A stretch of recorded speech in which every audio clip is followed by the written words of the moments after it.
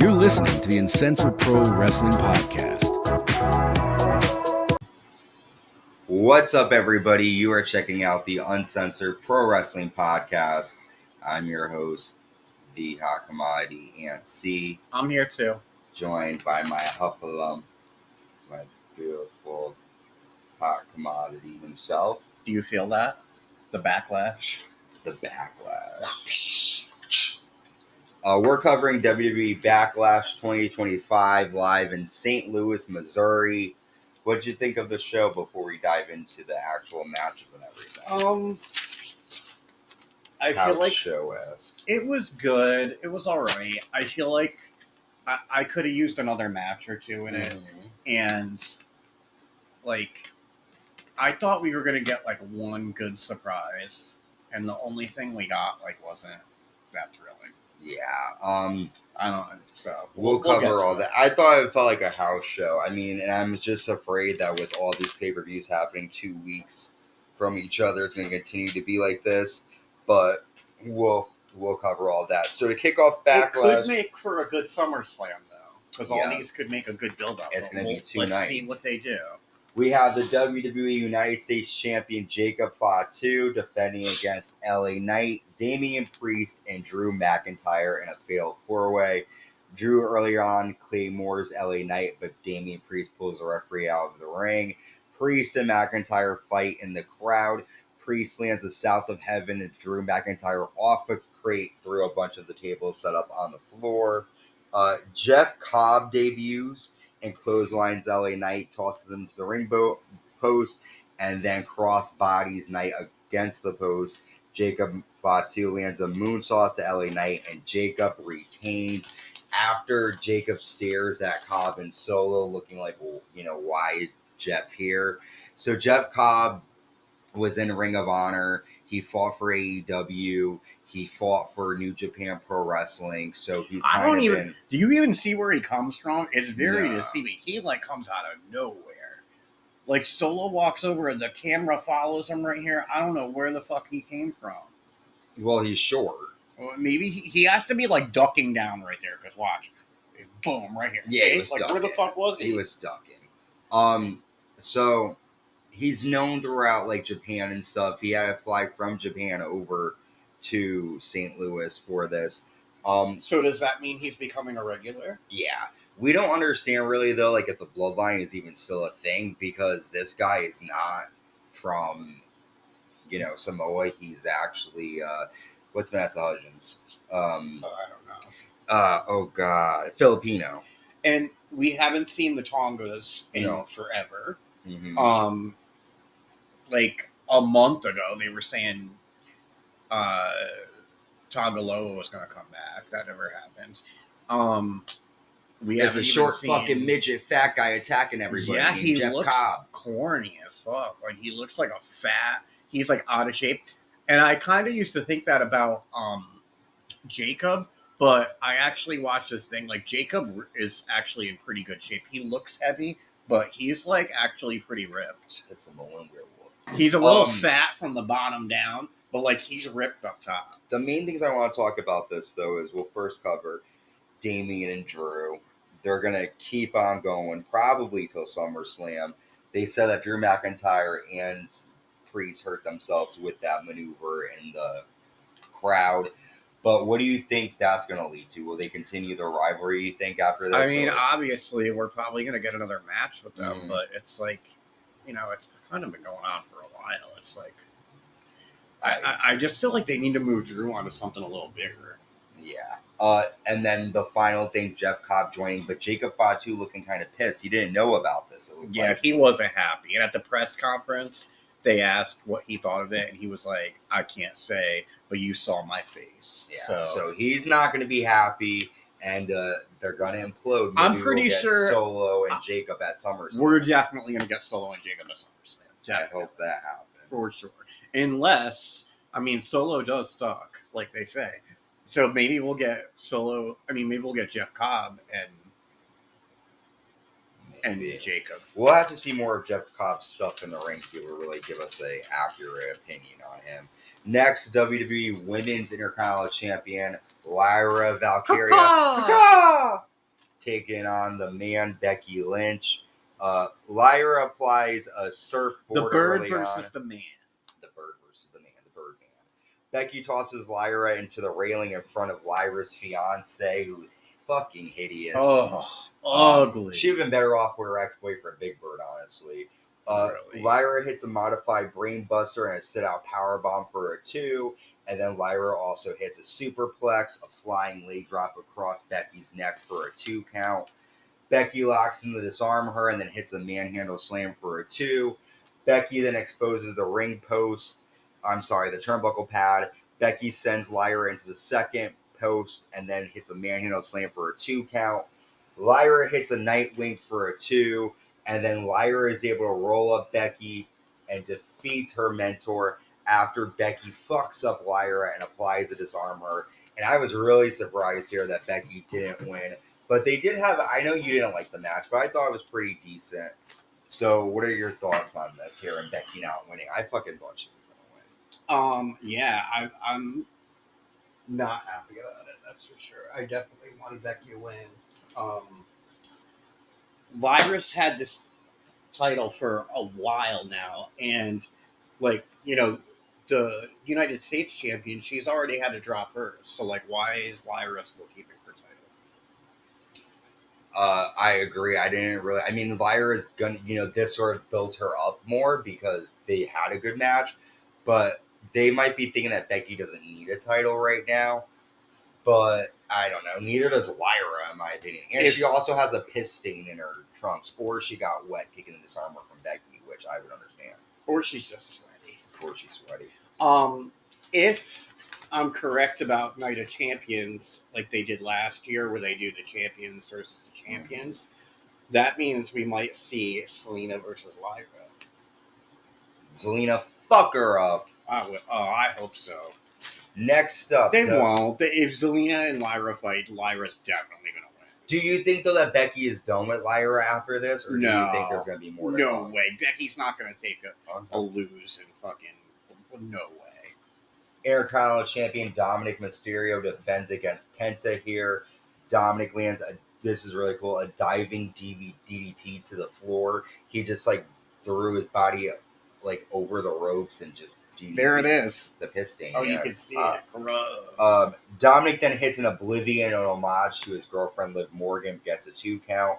Penta hits a Mexican Destroyer on the apron. Both Carlito and Finn Balor come out. Finn Balor grabs the chair, but he gets caught.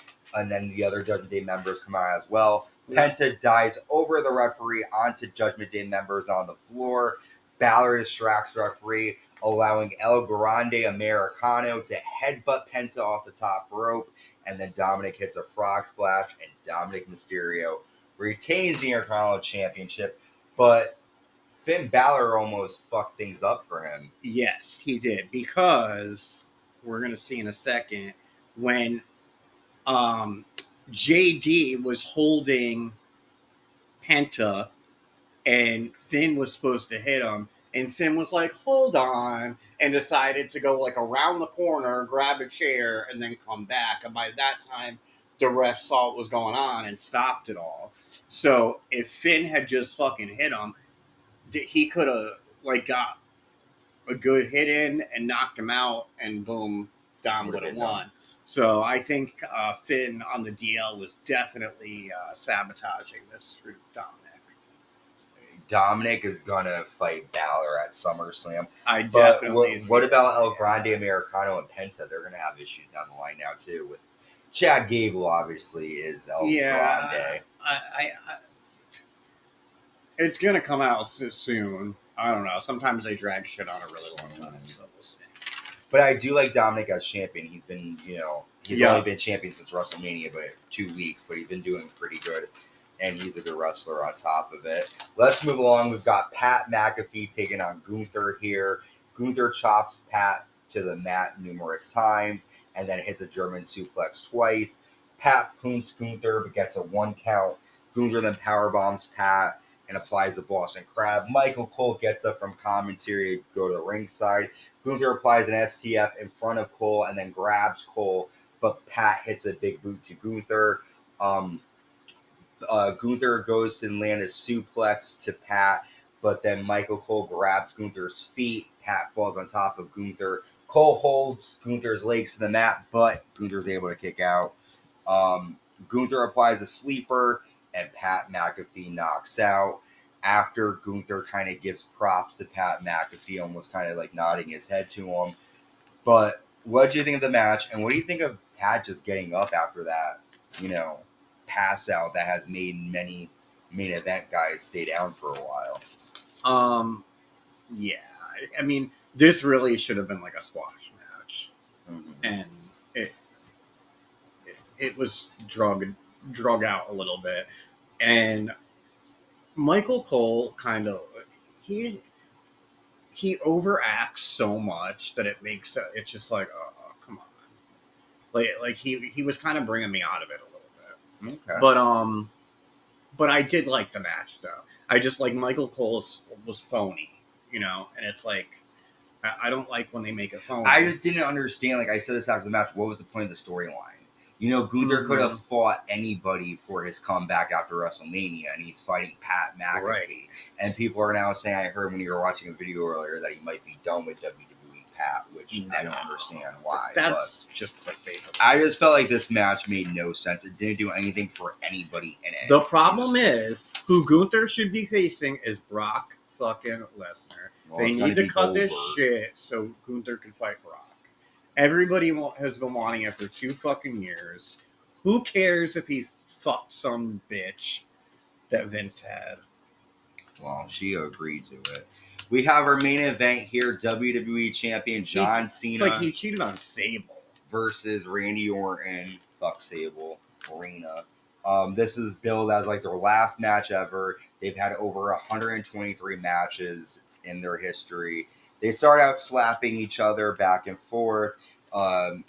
John Cena tries to walk off early on, but Orton attacks him on the ramp. Orton punches Cena 17 times in the corner. Cena applies an STFU. Orton lands a draping DDT. Cena goes for an FU, but Orton lands an RKO, and both men are passed out on the mat. Cena lands an FU for a 2 count. Orton then hits an RKO. Orton misses a punt. Cena hits a 3rd FU. Cena shoves Orton into the referee and then goes for the title, but Orton hits an RKO for a 2 count. Cena then shoves Randy Orton into the referee into the ring steps. Orton FUs John Cena onto the announce desk, and then Orton FUs John Cena through the table that he set up, and then lands an RKO for another 2 count. Cena accidentally hits the referee with the championship, and then Orton hits an RKO to John Cena. Officials and Nick Aldis come out to help the referee who was knocked out. Orton goes to punt. Orton then hits Aldis and the officials with RKOs. Orton goes to punt Cena, but R-Truth comes out and tries to block it. Orton lands an RKO to Truth. And then Cena low blows Orton, hits Orton with the championship, and retains the title. After Cena gets on the mic and said, I don't need music, I need competition, and I don't need any of you. Drink it in, St. Louis. This is what the last real champion looks like. And afterwards, on the post show, Cena ended up putting R-Truth through a table with an FU. So a lot of stuff happening in this match. We saw interference from Nick Aldis. We saw R-Truth. We saw tables, championships. What did you think of this as their supposedly final match? I don't know. I don't think it had that like great final match feeling. It was 27 minutes. I don't know. I want, because they advertised it as the last time, but during the match they kept saying this could be the last time. So we still have Cena till December. Yeah. I mean, it's summertime and we have him till Christmas. So I don't know. What do you think is going to happen with R-Truth getting involved here and taking an FU through a table?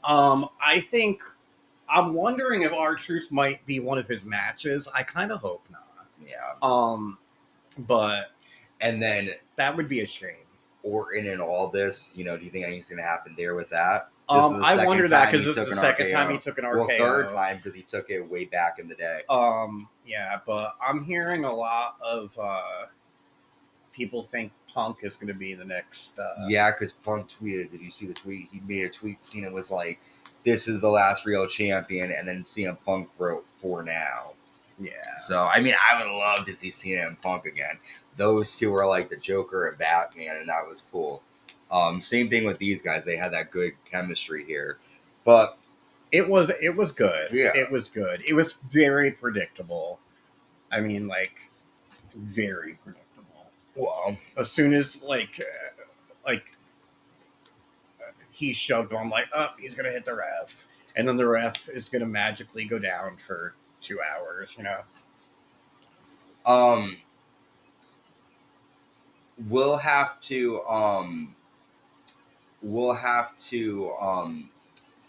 figure out what's going to happen because Saturday night's main event is coming up.